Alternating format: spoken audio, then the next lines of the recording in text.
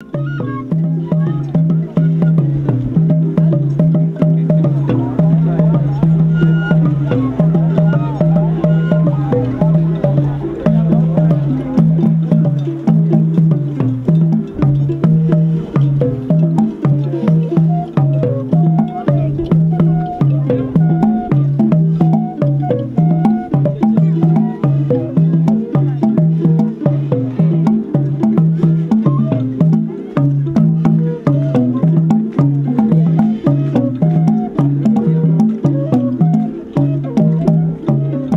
Karamoja region in northeast Uganda is a mystery even to those Ugandans who live in the south. Dry and desolate, the region is home to more than 1 million people. Most are barely getting by, surviving on only 1 meal a day if they are lucky. Their nomadic lifestyle has kept them on the move for thousands of years. Trying to find grass for their cattle is becoming more difficult every year.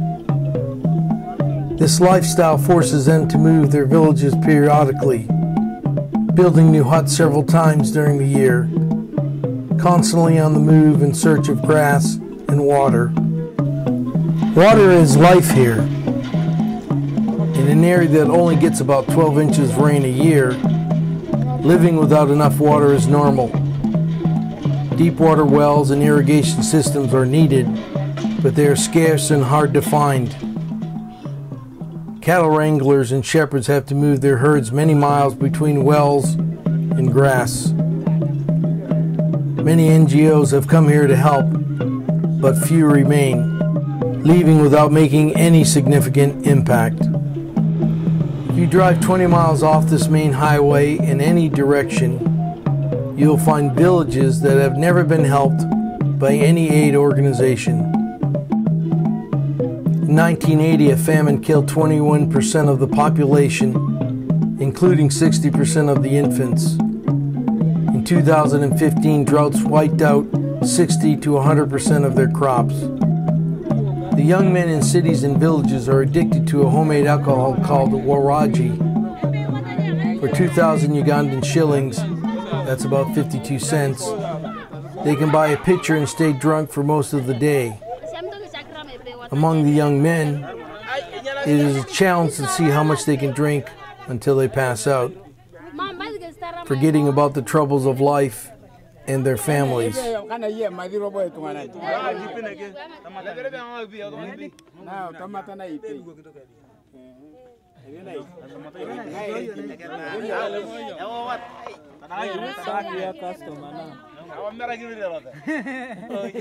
drinks out of the pitcher.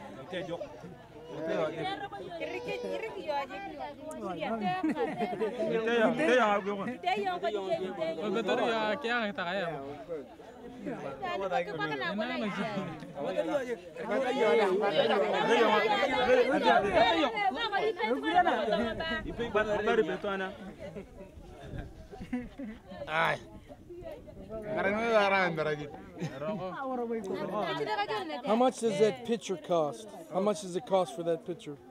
2,000. 2,000?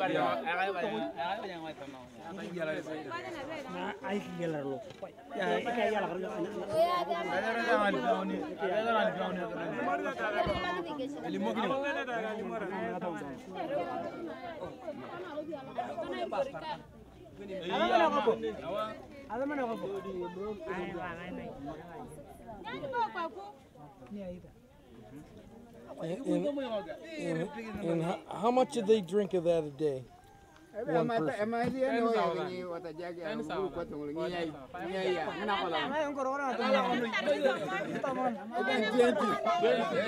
How many? 20. 20 or more than 20.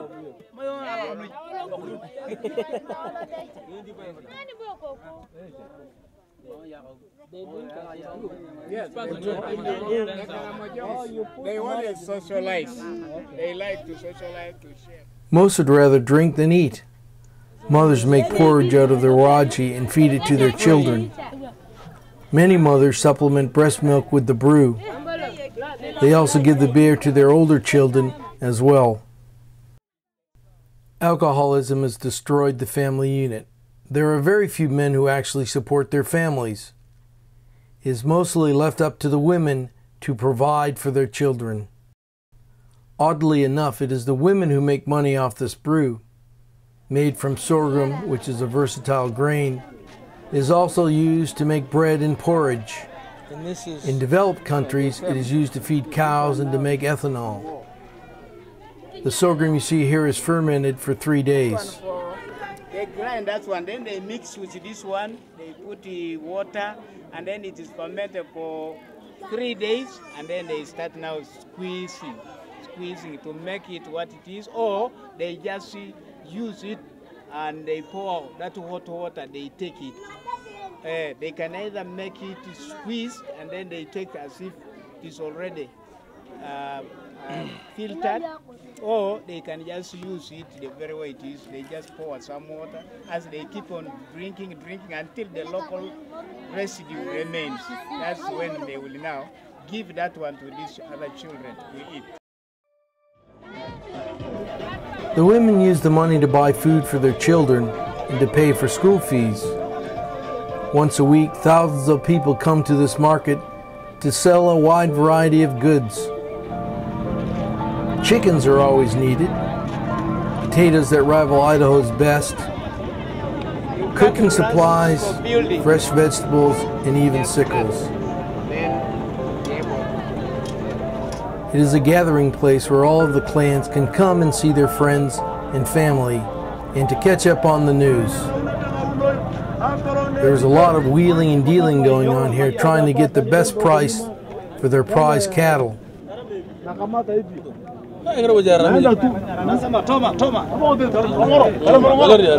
So these are the oxen. When you take to the garden, then you put a yoke on top of it. As you see, he was demonstrating. He was demonstrating that's how they put a yoke. Then they plow. And they're much stronger than normal cows. They are stronger more than cows.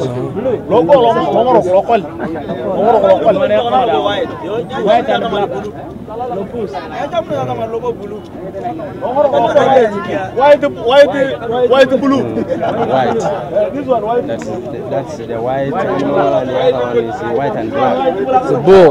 Yes, it's a bull. And they are. Cattle have long been a major source of income for the Karamojon people. They used to be cattle rustlers, stealing cattle from other tribes across the border in Kenya. But these days, after the Ugandan government took away their guns, they are forced to become farmers. Some are learning how to farm reluctantly. It is estimated that close to 150,000 people in the region are still receiving food aid from the World Food Program. Karamojans need a sustainable source of income apart from government handouts if they are to survive. Farming can help, but their hearts aren't in it, and they need irrigation to water the crops. Like in many areas of the world, only the older people are interested in farming. Young people do not like to dig. They want to go to Kampala and seek a more comfortable life. But unfortunately, there are very few jobs to be found, and many end up on the streets. Families are close in Karamoja. They live in these small compounds called manyatas. Built for protection, the walls of this village are built with sticks and briars woven together to form a barrier. This very narrow gate is the entranceway to the village. It is difficult to enter if you are in need of a diet. But as you can see, the Karamojans fit easily through the gate. There are also interior fences meant to protect their cattle. The huts themselves are made of mud, sticks, grass, cow dung, and cow's urine. Women are responsible for making the houses as well as collecting water, firewood, milking cattle, and cooking for the family. The average age in Karamoja is 15, and women typically have 8 children. This woman you see here at one time had 10 children. but tragically 9 have died. Her lone surviving daughter takes care of her. Her story is not uncommon in Uganda. Tragedy is a way of life. Most people have no access to health care. Hospitals are either too far away or cost too much money. If a complication comes up during childbirth, the baby or mother is likely to die. One of the people trying to make a difference here in Karamoja is Pastor Philip Manang. He is also a local businessman with a kind heart and a ready smile. He was once an orphan living on the streets of Mbale in eastern Uganda, rescued by Pastor Kefa Sampunji in 1987. He wears many hats here in Karamoja. He loves his people and is always there to help when he can. Let's listen as he gives us a brief look into the Karamojan culture. I'm Reverend Philip Manang, the district overseer, PAG in Park District. I'm going to talk about the Karamojon culture. As one of the Karamojons, the name Karamojon is a tribe, and then the Karamoja is a region.